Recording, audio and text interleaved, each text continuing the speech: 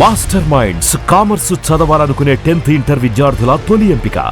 సివిల్గా మీ మీద అయితే ఒక మాట ఉంటుంది బయట, యాజ్ ఎ క్రిమినల్ లాయర్గా కొన్ని కోట్లు వెనకేశారు ఆయన, అదే ఉంటుంది. కొన్ని కోట్లు దండుకున్నారు కూడా కేసులు వాదించి. అంతేగా ఇప్పుడు ఎట్లా ఉంటుందంటే ఇప్పుడు కోర్టులు దండుకోవటం అని ఉండదు. ఎందుకంటే లాయర్కి ఒక్క అన్ని ప్రొఫెషన్స్కిలోనూ లేని వెసులుబాటు ఒక లాయర్కే ఉంది.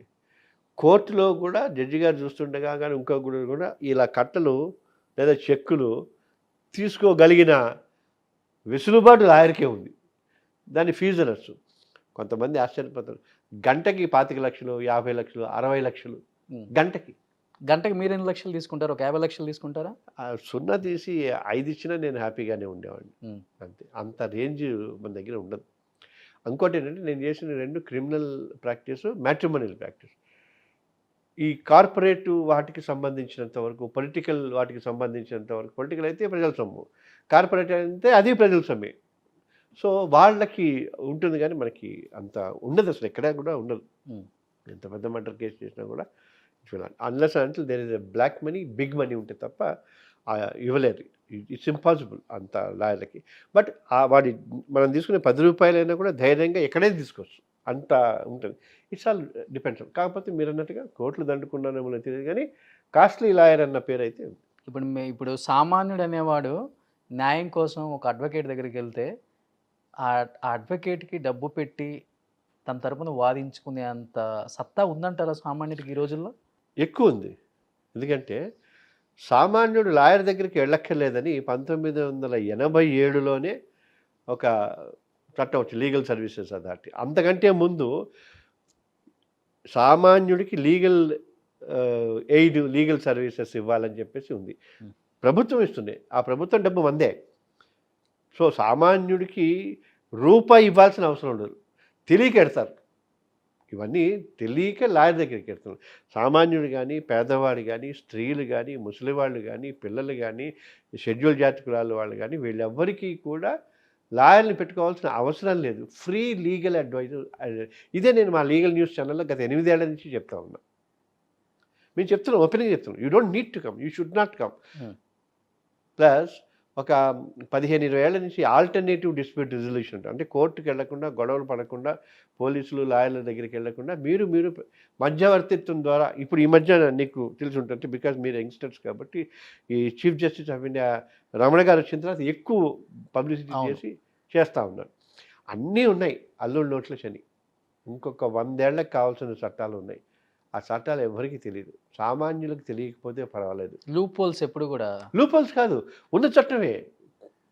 నాకు ఈ హక్కు ఉంది, నాకు ఈ రైట్ ఉంది, నేను ఇలా నోరు తెరిచి అడగచ్చు, నాకు ఈ వెసులుబాటు ఉంటుందని ప్రజలకు తెలియకపోవటం పర్వాలేదు. అన్ఫార్చునేట్లీ సిస్టంలో కూడా పోలీసులకు కానీ, పొలిటీషియన్స్కి కానీ, కొంతమంది లాయర్లకు కానీ, చాలామంది జడ్జీలకు కానీ తెలియక ఉండటం, మంత్రులకు కానీ, అది దురదృష్టం. అందుకే అవేర్నెస్ ఉండాలి. ఆ అవేర్నెస్ లేదని బాధ. మీరు ఆ మధ్య ఒక చట్టం తీసుకొచ్చారు కదా, భార్య వేధింపుల సంఘం ఒకటి పెట్టి, భార్య ఎవరైతే భర్తలు పాపం ఇబ్బందులు పడుతున్నారో అలాంటి వాళ్ళ తరపున వాదించటం, భార్యతో అంతగా మీరు బాధించబడుతున్నారా? నేను కాదుగా, ఇప్పుడు నేనైతే ఒక్కడే కదా, కొన్ని లక్షల కోట్ల మంది. మీకు ఒక ఆశ్చర్యకరమైన విషయం, నేషనల్ క్రైమ్ రికార్డ్స్ బ్యూరో అని ఉంటుంది, NCRB అని గవర్నమెంట్ అది. దాని లెక్కల ప్రకారము పెళ్ళైన మగవాళ్ళు, ఆడవాళ్ళు ఉంటారు కదా, పెళ్ళైన మగవాళ్ళు ఎక్కువ మంది ఆత్మహత్యలు పాల్పడుతున్నారు. ఆడవాళ్ళ కంటే మగవాళ్ళు ఎక్కువ. వాడు చెప్పుకోలేడు, బయట గట్టిగా ఉంటాడు కానీ భార్య వల్ల చచ్చిపోయిన వాడు. నేను ఈ ఆర్గనైజేషన్ పెట్టడానికి కూడా అదే కారణం. నా దగ్గరికి వచ్చిన క్లయింట్లలో ఒక ఫ్యామిలీ సూసైడ్ చేసుకుని చచ్చిపోయాడు. ఓకే, మాట్లాడే వెళ్ళాం, పోయారు.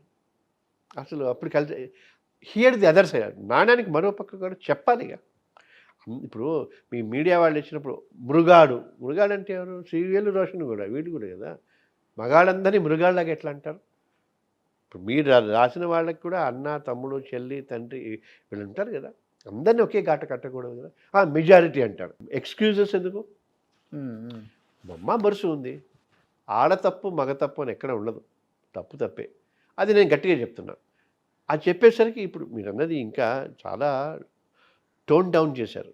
పెట్టిన ఆర్గనైజేషన్ పెట్టే 25 ఏళ్ల క్రితం 20 ఏళ్ల క్రితం పెట్టిన బిగినింగ్లో అయితే మామూలు హెక్కలు చేయటం కాదు, విపరీతమైన కామెడీ చేయటం, నవ్వుకోవటం. మీరు అన్నట్టుగానే పాపం వాళ్ళిద్దరికి పడదేమో, వాళ్ళిద్దరు విడిపోయారేమో, మీ భార్యకి మీకు నాకు మా ఆవిడకి. అది పుకార్లు పుట్టించారా?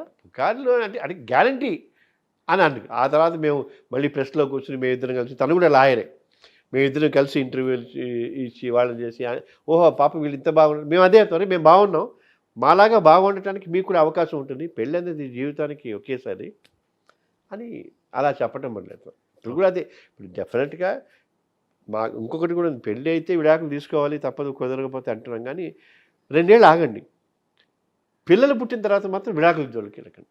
మీ బాధ్యత లేకుండా, వాడి తప్పు లేకుండా మీరు పిల్లల్ని భూమి మీద తీసుకొస్తున్నారు. వాడికి తండ్రిని తల్లిని దూరం చేయటం దీనికి తప్పు కదా.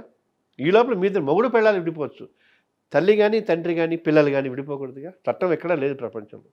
అది మనం అడ్వకేట్ చేస్తాం. ఓకే. ఇప్పుడు కూడా ఇప్పుడు చాలామంది మీకు యూట్యూబ్లలో కూడా వైరల్ అయింది ఎక్కడో, ఇక్కడే మన హైదరాబాద్ ఓల్డ్ సిటీలో వాడు వచ్చి ఏడ్చేస్తూ పోలీస్ స్టేషన్కి వస్తే ఎస్ఐ అంటున్నా, ఓతా బాయ్ అవుతుంది రా బాయ్, పో ఇంటికి పో, రేపు పొద్దుగాల రా పో అంటే వాడు ఏడుస్తున్నాడు, ఇంటికి వెళ్తే కొట్టేస్తుంది చంపాడు. అరే గట్టిగా అన్నకరా బాయ్, పో నడుస్తుంది చప్ చల్తా అంటాడు. అదే ఆడపిల్ల వచ్చి మా ఆయన కో అనగానే ముందు కేసు, ఆయన మీద కాదు, ఆయన నాన్న అమ్మ తమ్ముడు చెల్లెలు అన్న వదిన ఆడబిడ్డ తయారు మొత్తం బంధుమిత్ర సపరంగా పెళ్లికి ఎవరెవరు వచ్చినా వాళ్ళందరికీ వేసేసి కేసు. కామన్ అయిపోయింది సార్ అది. అందుకే సుప్రీంకోర్టు కూడా ఏంటంటే దీన్ని జ్యుడిషియల్ టెర్రరిజం అన్నారు ఈ ఫాల్స్ కేసులని. సో ఇవన్నీ ఇంత గట్టిగా చెప్తే అంటే ఆడపిల్లల మీద అత్యాచారాలు జరగట్లేదని అది వేరే కదా.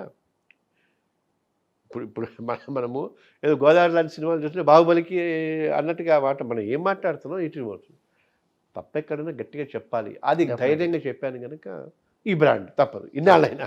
బట్ లీగల్ అడ్వైజులు ఇచ్చి ఆర్టిస్ట్గా ఉన్నారు కాబట్టి ఇండస్ట్రీలో ఎవరైనా స్టార్లని కాపాడటం జరిగిందా? మీరు చాలా మంది తీసుకోకూడదు డైవర్స్, తీసుకోవద్దని చెప్పాం, తీసుకోవని చెప్పాం. ఓకే, రెండు. ఎందుకంటే కొన్నిసార్లు ఇప్పుడు ఒక ఎక్స్ట్రీమ్ లెవెల్కి వెళ్ళిపోయి వచ్చాం, చాలా న్యూస్ చూస్తున్నాం కదా, ఆత్మహత్యలు ఎక్కువైపోతున్నాయి, హత్యలు ఎక్కువైపోతున్నాయి, అనేక రకాలు. అంతదాకా ఎందుకు, అంతదాకా వెళ్ళకుండా కుదరట్లేదు. ఇంకా మనం విడాకులు తీసుకోకపోతే చచ్చిపోయినా చచ్చిపోతాం, చంపనని చంపుతాం అనే స్టేజ్ అంటే విడాకులు నుంచి ఎవరి జీవితం వాళ్ళు బతకండి. ఇండస్ట్రీలో మీరు కాపాడిన స్టార్లు అంటే ఎవరని చెప్తారు? కాన్ఫిడెన్షియాలిటీ అని ఒకటి ఉంటుంది తెలుసా. ఇప్పుడు ప్రాబ్లం ఏంటంటే ఇక్కడ క్యాండిడేట్గా ఇప్పుడు ఇంతకుముందు టీవీ ఇళ్లలోకి వచ్చింది అనేవాడు, టీవీ డ్రాయింగ్ రూమ్లోకి వచ్చింది అని వాళ్ళ ఉద్దేశం. ఇప్పుడు టీవీ బెడ్రూమ్లలోకి బాత్రూముల్లోకి కూడా వచ్చింది. ఆ కాన్ఫిడెన్షియాలిటీ లాయర్గా నాకు తెలుసు. రెండో పాయింట్, కంటెంప్ట్ ఆఫ్ కోర్టు తెలుసుగా, కోర్టు దగ్గర కంటెంప్ట్ ఆఫ్ కోర్టు సబ్జుడిస్ అంటాం. అంటే కోర్టులో ఏదైనా ఉంటే మాట్లాడకూడదు. ఏమీ లేదే, ఇప్పుడు టీవీలలో మీకు పొద్దున మండరే అవుతుంది, సాయంత్రం 6ంటికి ఫలానా వాడు వెళ్ళాడు, ఆ అమ్మాయి దగ్గరికి వెళ్ళాడు, కత్తి తీసాడు, నూరాడు, కసా కసా అంటూ 3 పోట్లు పడిచాడు, ఇది చూసినట్టే టీవీలో వచ్చేస్తుంది. సో ఇది 20 ఏళ్ల క్రితం ఇది అయిపోయింది. You are not suppose to reveal it. It's a professional conduct ఉంటుంది, వాళ్ళకి రైట్ ఆఫ్ కాన్ఫిడెన్షియాలిటీ ఉంటుంది. కాకపోతే సినిమా వాళ్ళు కాబట్టి ఈజీ కనుక 3 పెళ్ళిళ్ళు చేసుకున్నారు, 4 పెళ్ళిళ్ళు చేసుకున్నారు, తర్వాతనేమో దాని ఏమంటారు వీళ్ళతో కలుసున్నారు, ఇంతమందితో కలుసున్నారు, కలిసి సహజీవనం చేస్తున్నారు, మనకి సరదాగానే ఉంటుంది.